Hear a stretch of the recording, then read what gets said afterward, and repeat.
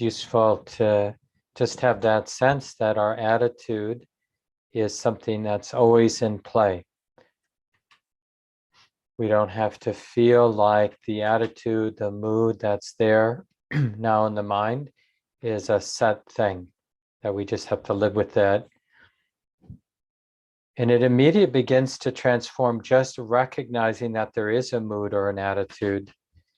And then with practice, we can learn how to open to a different attitude. And that's really what this particular chant, it's called the Suffusion with the Divine Abidings, but we often call it the Four Quarters chant.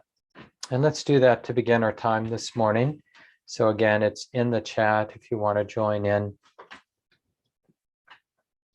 Now let us make the four boundless qualities shine forth. I will abide, pervading one quarter, with a mind imbued with loving kindness.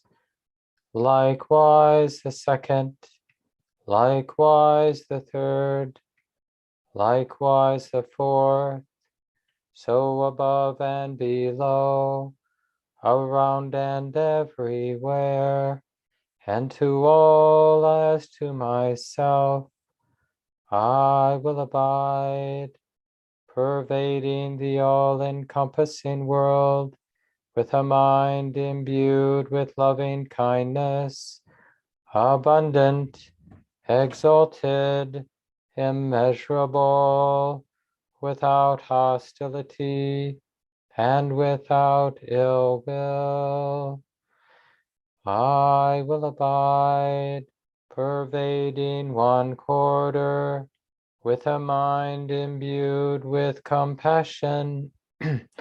Likewise the second, likewise the third, likewise the fourth, so above and below, around and everywhere, and to all as to myself, I will abide, pervading the all-encompassing world, with a mind imbued with compassion, abundant, exalted, immeasurable, without hostility, and without ill will.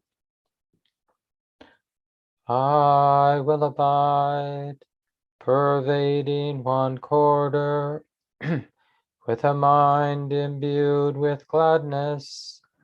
Likewise the second, likewise the third, likewise the fourth, so above and below, around and everywhere, and to all as to myself, I will abide, pervading the all-encompassing world, with a mind imbued with gladness, abundant, exalted, immeasurable, without hostility, and without ill will. I will abide, pervading one quarter, with a mind imbued with equanimity. Likewise the second, likewise the third, likewise the fourth, so above and below, around and everywhere, and to all as to myself, I will abide, pervading the all-encompassing world, with a mind imbued with equanimity, abundant, exalted, immeasurable, without hostility, and without ill will. And settle into your meditation posture as best you can. Relatively still, relatively upright, and most importantly, relatively relaxed. course, we don't expect perfection. We just do the best we can.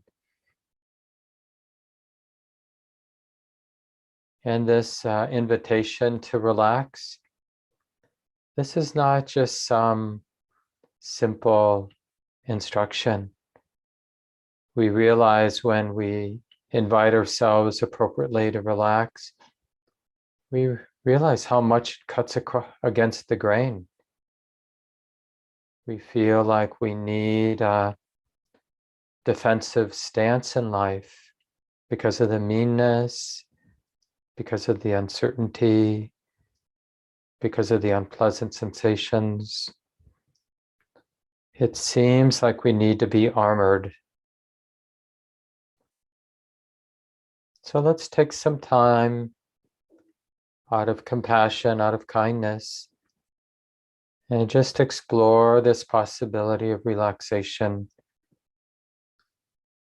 softening the space around the eyes and in the brow, in the forehead. Then just continue around the head, the ears, the back of the head, like that band around the head that includes the brow and the eyes, as if you were directly talking to the muscles and the cells. Dear ones, is it okay to relax now? Whatever you can do to soften and to relax, that would be great. And whatever tension, whatever hardness remains, that's okay. I'm not afraid of tension. And in the same way, we can invite the jaw, the mouth, the lips, and the entire face to soften and relax.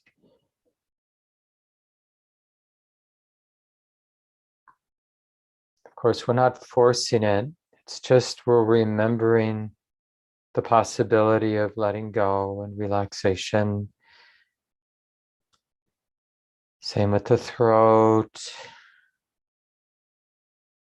and those bands of muscles that go up the sides of the neck, down into the tops of the shoulders.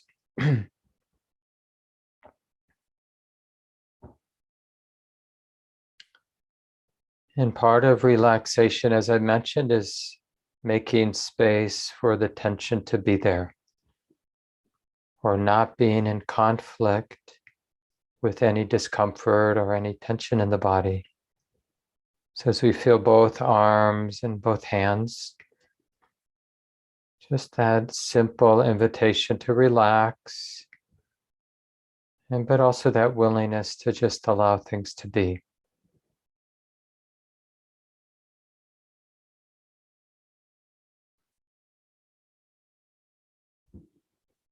And the torso, beginning at the top, the upper chest and upper back.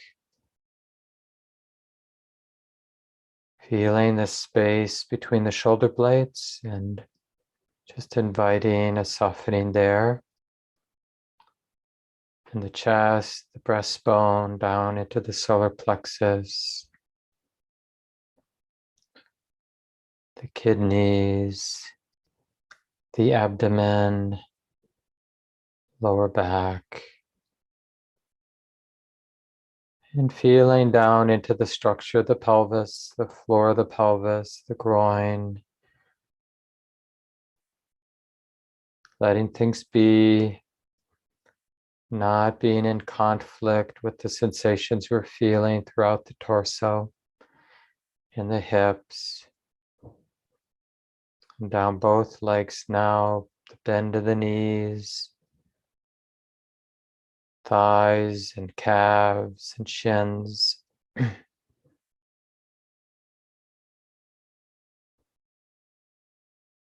We're befriending the body as it actually is now, including now the ankles and heels, and both feet, the bottoms of the feet, the toes, tops, sides. Feeling the whole body and just sensing the simple truth, like it or not, this body belongs. And how do we know that? Because this is the way that it is. The body feels like this, it's already here. It wouldn't be here if there weren't causes and conditions behind how it is. So the only wise thing to do is to understand that this body as it is right now, it belongs here. So maybe it's okay just to feel it. That's really the second part of our practice, isn't it? To be aware, to recognize that the mind is already aware, that there's already this knowing, and the knowing is right here and now. For example, the sitting body is being known. Isn't that true? Feels like this. And can we keep this knowing in mind?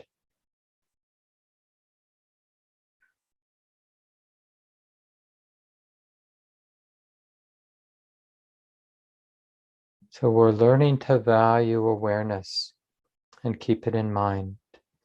We're not necessarily doing the awareness. That sensitivity, the awareness is already here. Knowing, sensitive. Can we keep it in mind? This sensitivity, this exposure to what's coming and going as sensation and thought, emotion, sight, sound, whatever it is. And in moments, it might actually feel too much or dangerous to be wide open, aware, sensitive, letting life move through, or letting life experience, touch, be felt. But just experiment whether the heart, the mind can be wide open, not afraid to feel what's here to feel, not afraid to sense, see, hear, aware of thoughts. Nothing needs to be sticky, meaning everything's just coming and going, the next thing being known. And this brings up the third part of practice, which is realizing that we can allow everything to be what it is. This allowing the nature of experience to be what it is, allowing nature to be nature, causes and conditions, everything coming and going. See if you can realize this possibility of allowing, as opposed to being in conflict or being resistant. Maybe it's possible to simply allow, to let things be. And that involves also, like if we're being unskillful, if we're judgmental or tight in some way, maybe we can let that be too. And for the rest of the sit, for 20 minutes or so, just remember these three aspects of the practice: to invite relaxation and softening, to recognize that the heart is aware, sensitive, and to keep recognizing the awareness that's here and now. And the third is this realization that the heart can allow things to be. The heart can let go of conflict and simply allow.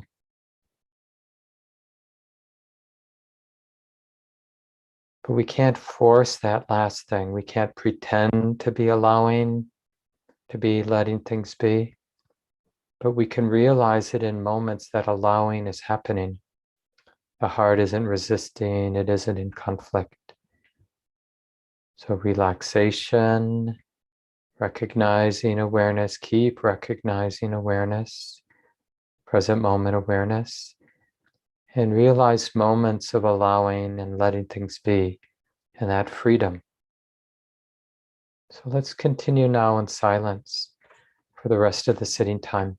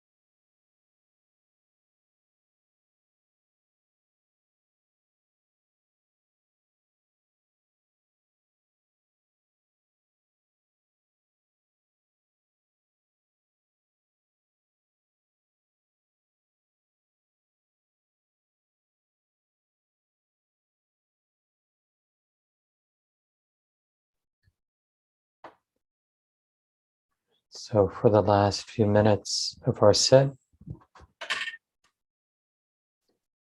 you might find it useful to have the eyes open if they've been closed. But we're holding the body still relatively and remembering the three aspects of our practice, inviting a relaxation, a softening throughout the heart, the body, and mind. And it's often useful to ask it as a question like, is it okay to relax? Is it safe enough right now for this body, heart, and mind to relax? It's never good to force things, but just to invite. And then to recognize the awareness that's already here. The mind is already knowing, but to recognize that knowing, that space of awareness that's already here. And then keep that in mind. Really value the recognition of awareness that the mind is knowing. And we know the knowing mind because experience right now is being known.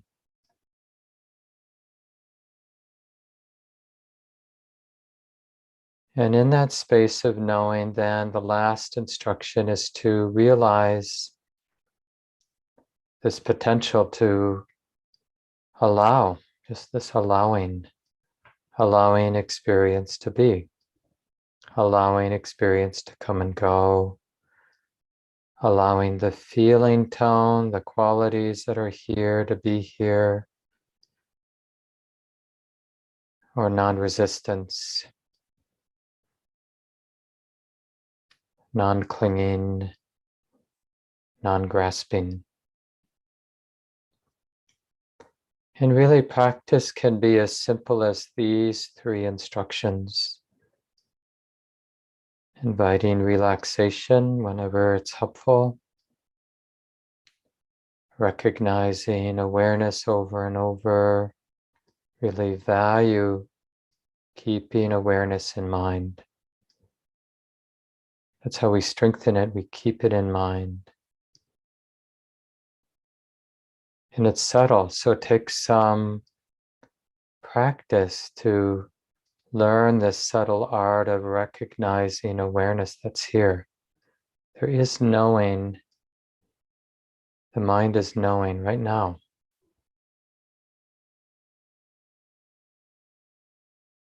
And when we can keep recognizing awareness, we'll start having some insight into this capacity to let things go, to let things be, to allow.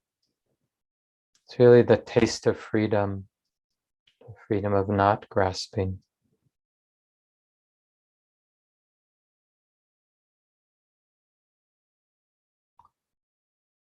And then when you feel ready, open, the eyes are already open, but begin to adjust the body. You may even want to look around and realize that we're here in community. Most of you know that I spotlight myself because we record right to our YouTube channel. So you're always welcome to just join in on Sunday morning by going to the YouTube channel. But there it is, recorded for people to listen to at later times. But you can always choose the gallery view on your computer, even though in terms of the recording and the live stream, my computer has to be spotlighting myself. And with that, a big welcome to anybody who's here for the first time. My name's Mark Nunberg, and I'm one of the guiding teachers, along with Shelley Graff at Common Ground Meditation Center. And I'm hoping there are some people in the building, but I'm out at our retreat center in about 83 miles out of Minneapolis in western Wisconsin. Stacy McClendon, one of our teachers, and I just finished leading a weekend retreat Thursday night. It just ended a few minutes ago. Really nice to be with everyone. And I want to thank Win Fricke, my beloved, and also the co-founder of Common Ground, who taught last Sunday. I hope you caught it, but If you didn't catch Wynn's talk, I think it was on wise attention. You can catch that on our YouTube channel, of course. Always, those talks are recorded and put there. And I've been giving a series of talks on freedom. It's really a wonderful topic. This is one of those topics for suitable conversation that the Buddha mentioned, right? He wasn't so into politics, but definitely you can talk to each other about renunciation and contentment and freedom and a few other things that are worthy topics of conversation. So think about that. And we'll have an opportunity at the end to have small groups for anybody who wants to stay on from 11:45 to 12 noon. And either I or Shannon or Nancy will divide you into groups of 3 for that. But it's surprisingly powerful just to, I mean, it's a real shift in our heart to realize that that's a worthy aspiration, to be free. A lot of times when we conceive of freedom, we can't help ourselves. We think about like being away from my duties and responsibilities, then I'll be free. Or not having a body, and then I'll be free of my body, or, whatever it is. But the freedom the Buddhist teachings point to, and presumably the freedom the Buddha realized for himself, is a freedom that doesn't depend on conditions, doesn't depend on getting away from our circumstances.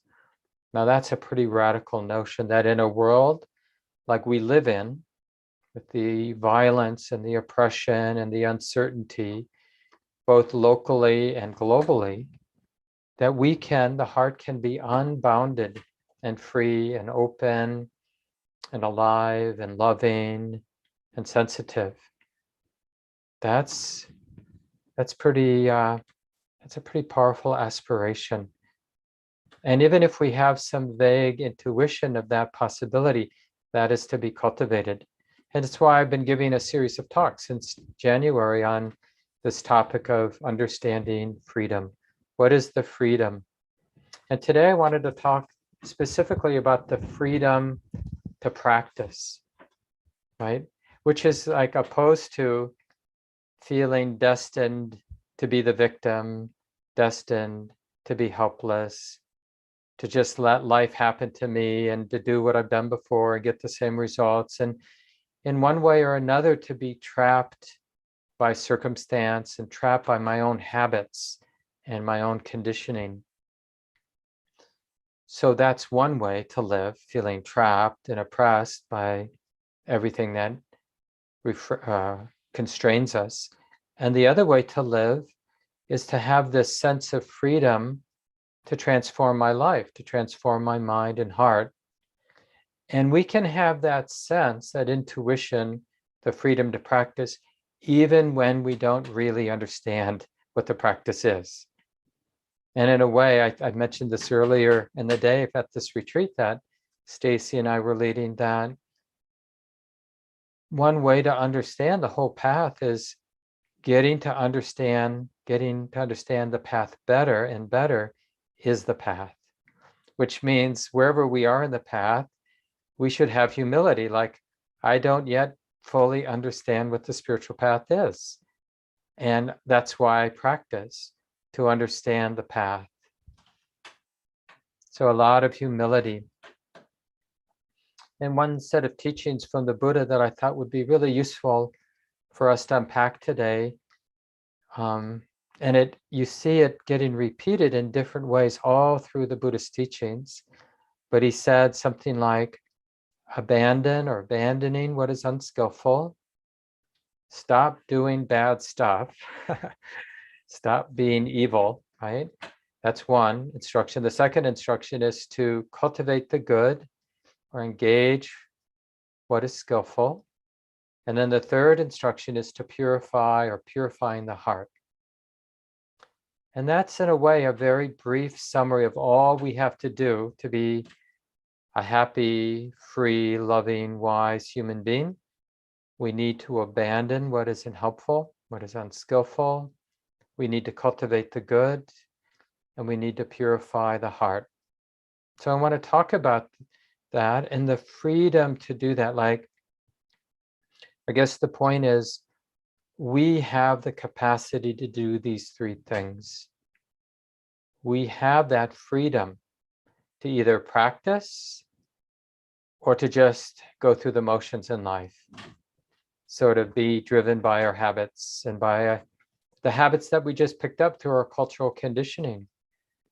And think about that. That is actually meant to scare you and to scare me, right? To think of just doing the same thing, getting the same results. And I often bring up, like for me now, about to be 64 in a couple of weeks, when I think of the kind of conditioning I received from my parents, genetically, and from my culture, being raised in the late 50s and 60s, you know, around race, around gender, around class, around everything. How limited that conditioning is to be trapped, to simply repeat that over and over again, right?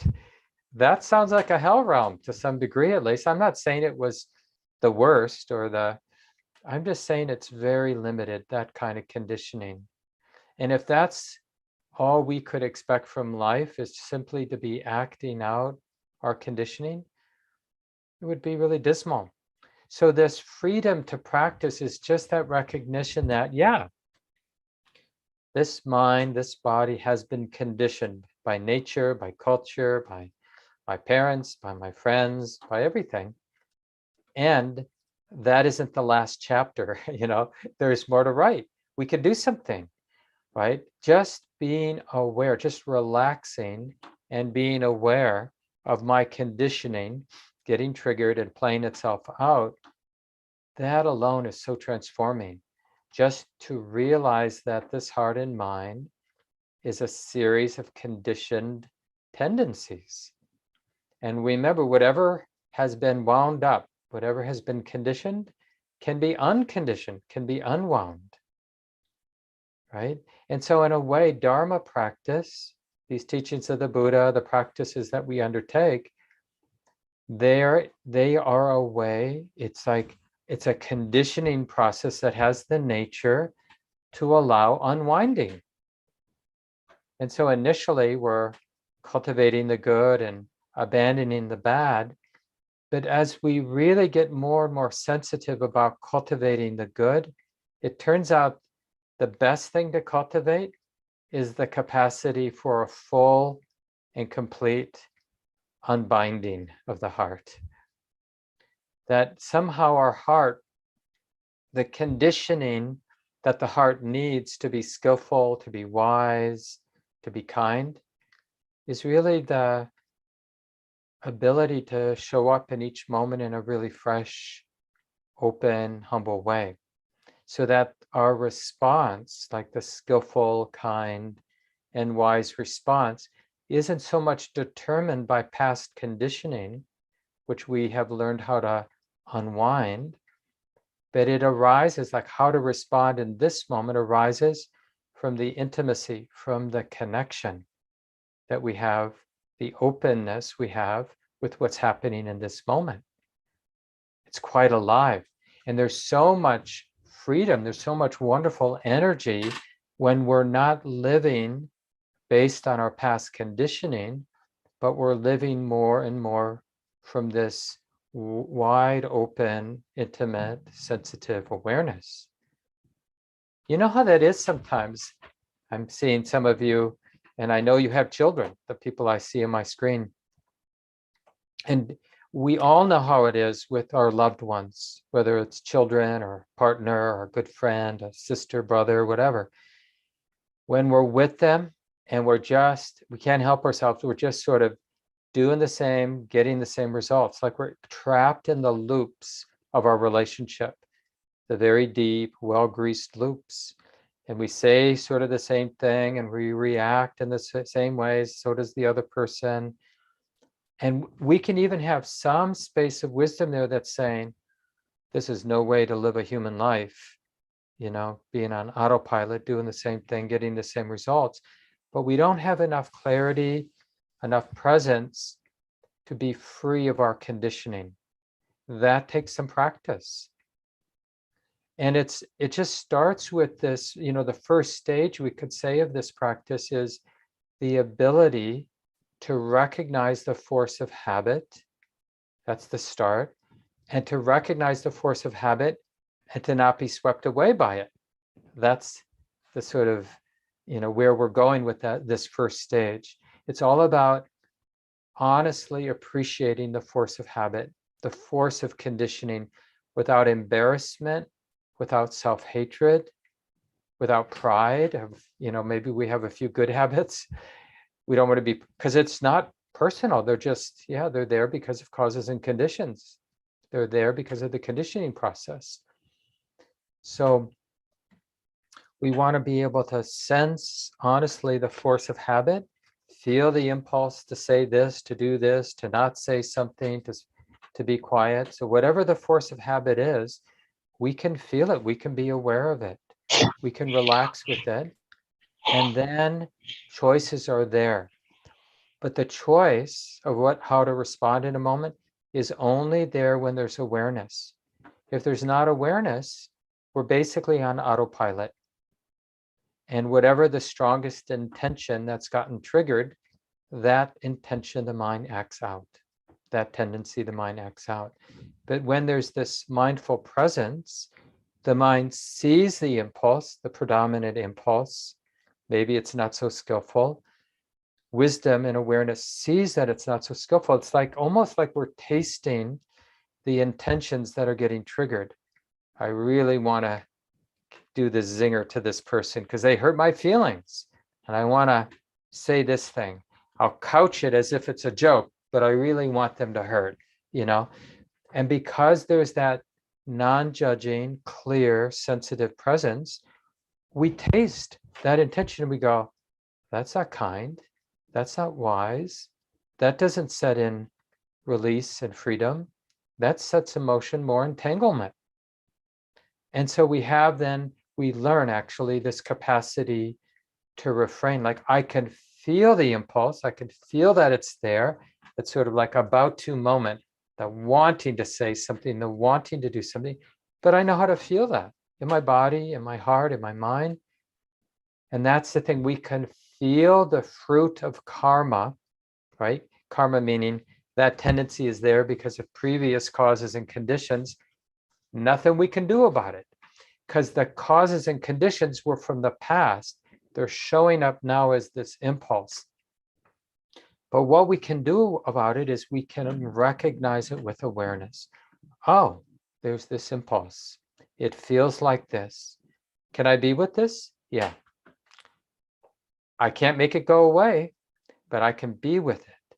And in being with it, I can recognize, hey, there's some other intentions, not as loud as this one, not as forceful as this one that I'm just being with, feeling and not acting out. But I notice because I'm not acting out this intention, I can see this whole field of other possibilities of how I might respond, who I might be in this moment. Oh, maybe I'll let this intention, this other intention, come into action. And I'll speak out of that or act out of that intention. Because that intention I trust.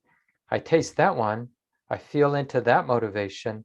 And it seems like it's coming from a kind and wise place. As much as I can tell. I'm not going to pretend I'm arrogantly certain that it's skillful. It's just my sense. So this art of sensing the skillfulness and unskillfulness of our motivations, our intentions, it's not a perfect science. It's like our conscience. We're listening to the heart. This is all we got, but it's not nothing. This is something that the past shows up as the conscience, the how we sense, how we feel into the different motivations and intentions that are getting triggered, that are getting activated here.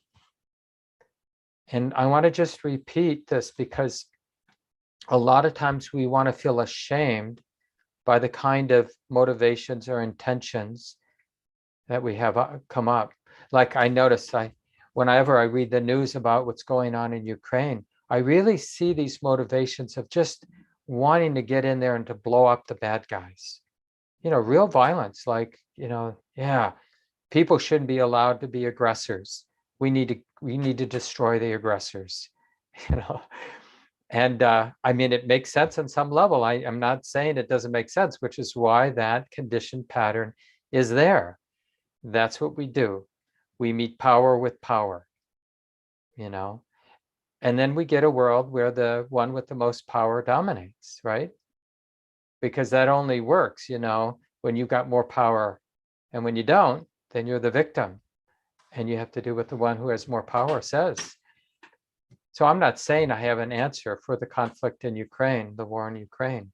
I'm just saying I'm noticing this impulse and I'm not sure I trust it, right?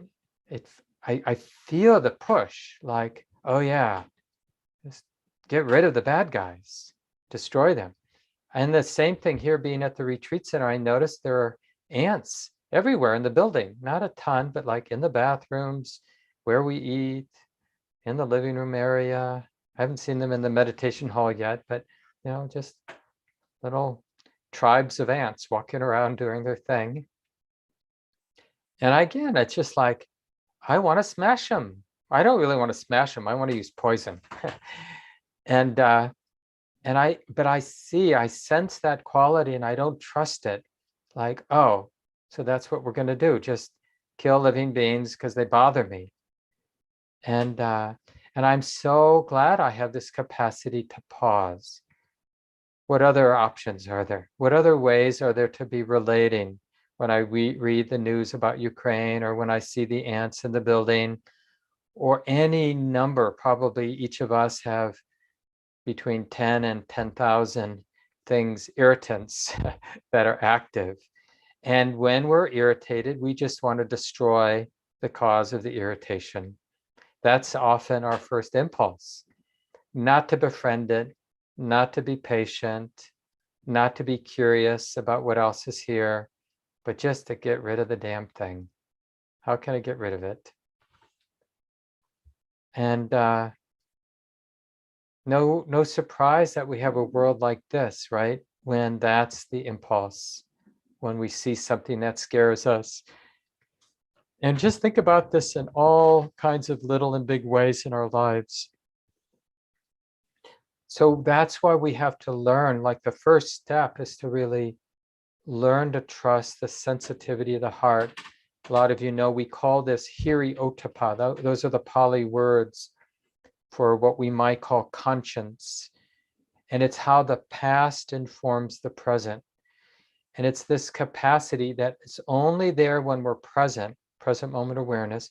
Then we have this capacity to, in a sense, taste or feel the skillfulness or unskillfulness of these impressions, these tendencies, these intentions, these motivations. What's that feel like? Do I trust what that feels like? And basically, we're sort of tasting, like, out of what view does this arise, and what kind of seeds does this plant in my heart and in the world? Whereas the Buddha told his son, Rahula, when he was a young boy, his son ordained as a novice monk, and he was like 7 or 8, and the Buddha gave this talk. He said, before you act with your words or your actions, or even with your thoughts, before you think something, say something, or do something, reflect, like, will this be for my own well-being, for the well-being of others, for the well-being of both? Why you're thinking, why you're saying something, why you're doing something, reflect. Is this for my own well-being, the well-being of others, the well-being of both? After you've thought something, said something, done something, reflect. Was this for my own well-being, the well-being of others, the well-being of both?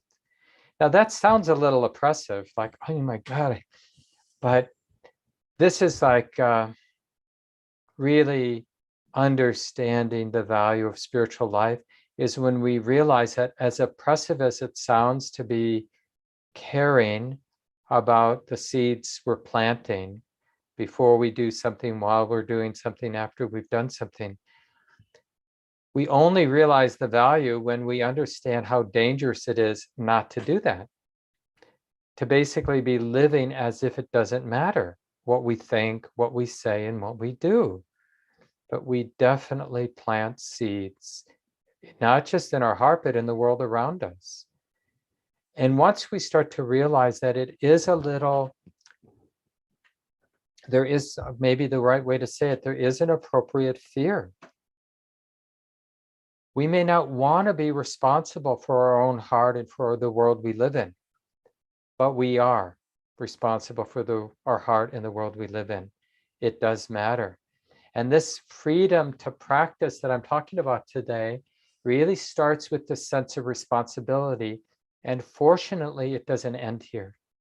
Because the responsibility is a heavy trip, it's just so much lighter than pretending we're not responsible. And the life that follows from thinking, believing that we're not responsible, that our actions don't matter. That is so much more a heavy existence, an entangled and heavy existence, than becoming this moral human being that rather not, but realizes nonetheless, it does matter. So I'm going to own it. I'm going to start to pay attention as if it matters, because that's what life has taught me. It does matter. So I'm going to feel into that. What do I do? Because it matters, what do I do?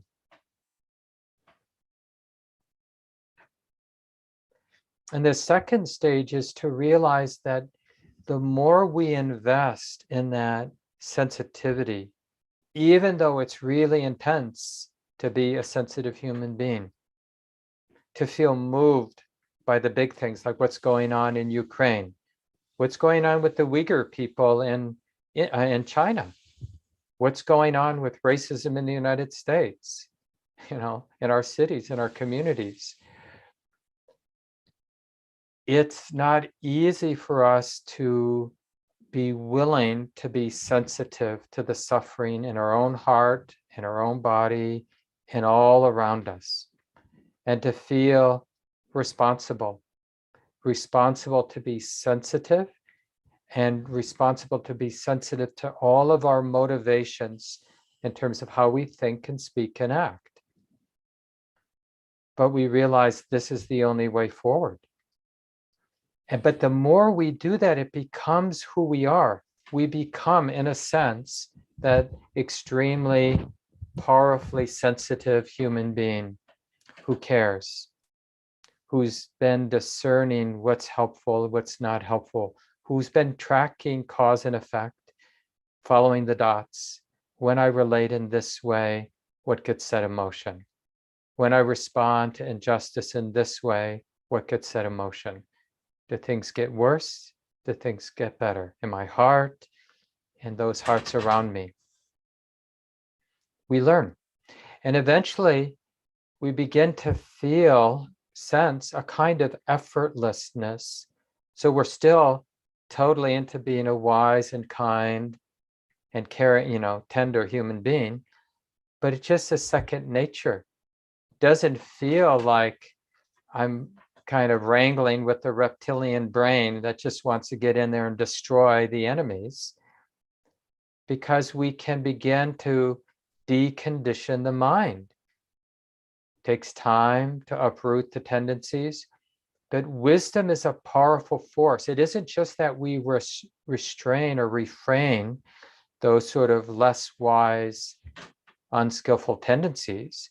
It's wisdom really provides some immunity or some uprooting. I'm not even sure what to call it, but it really changes the game. The wisdom that understands how empty of self everything is.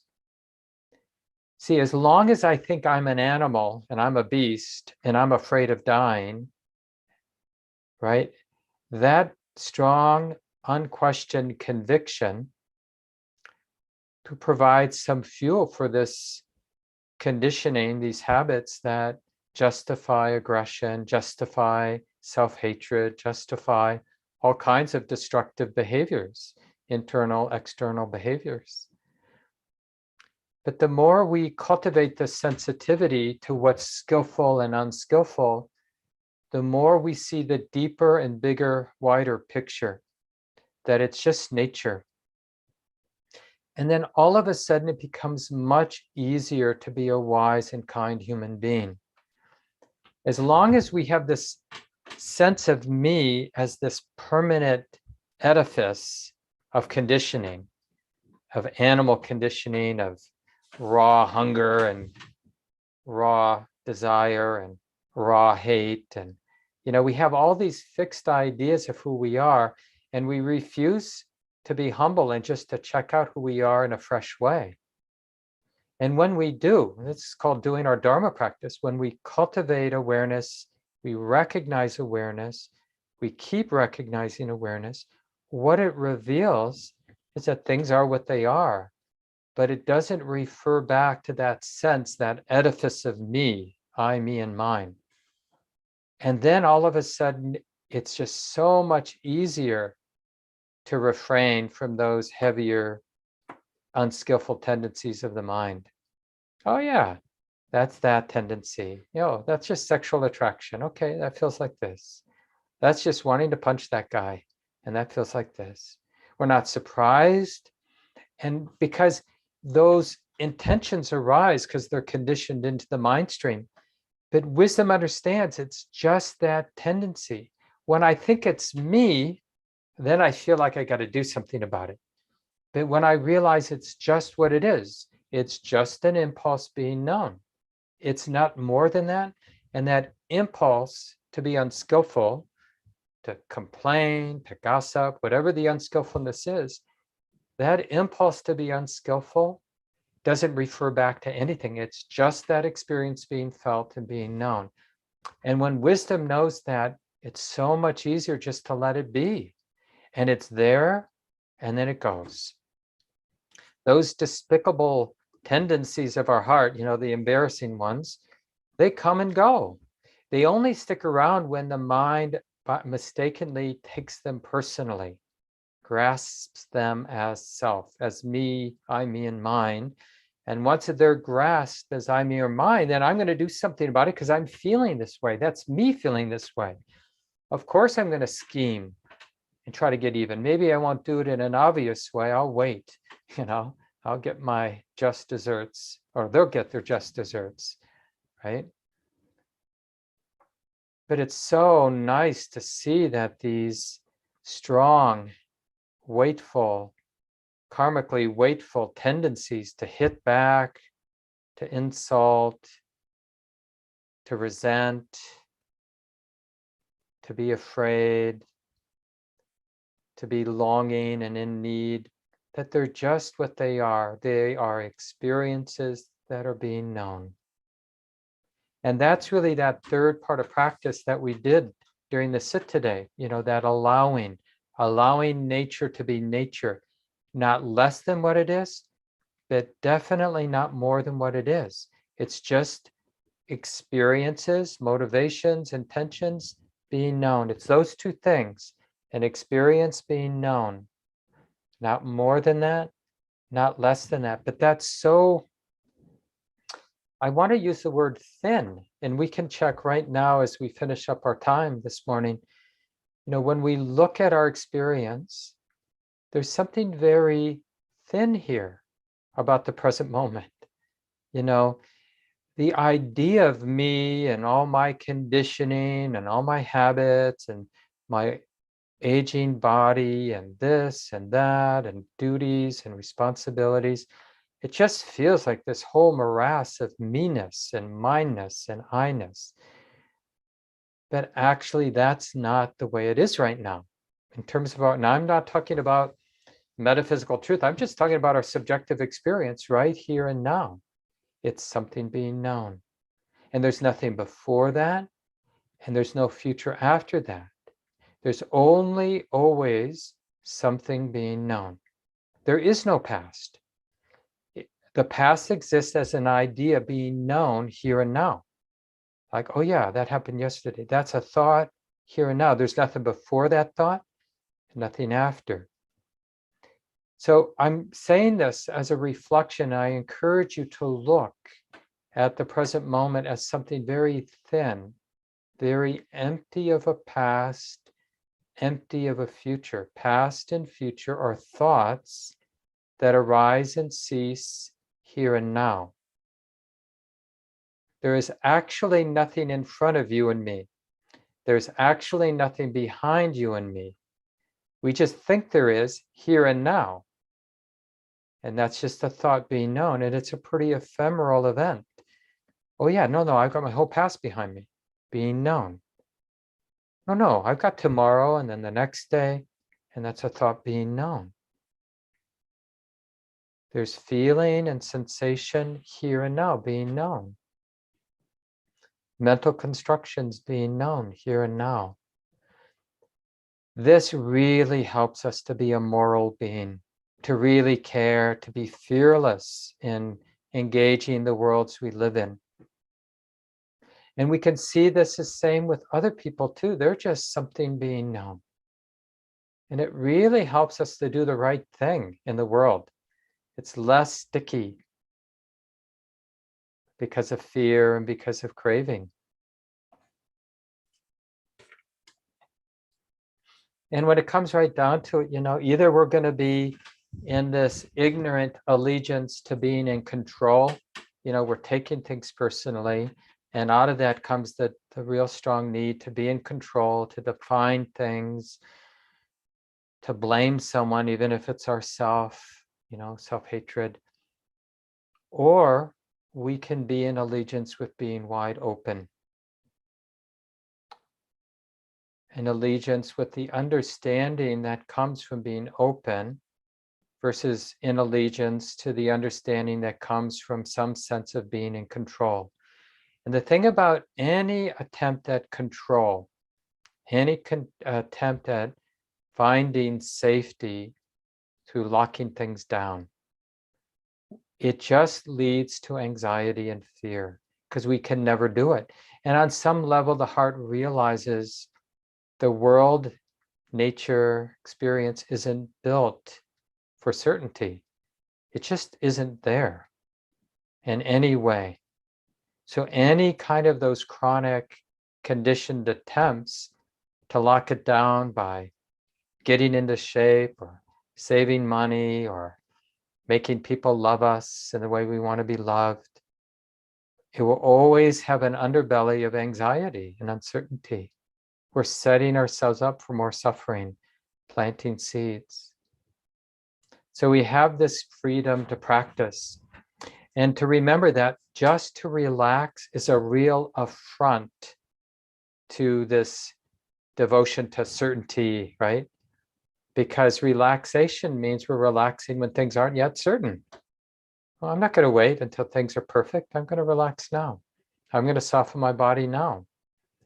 And this devotion to awareness, recognizing awareness, keep recognizing awareness, this deep devotion, falling in love with being wide open and sensitive, really embracing sensitivity.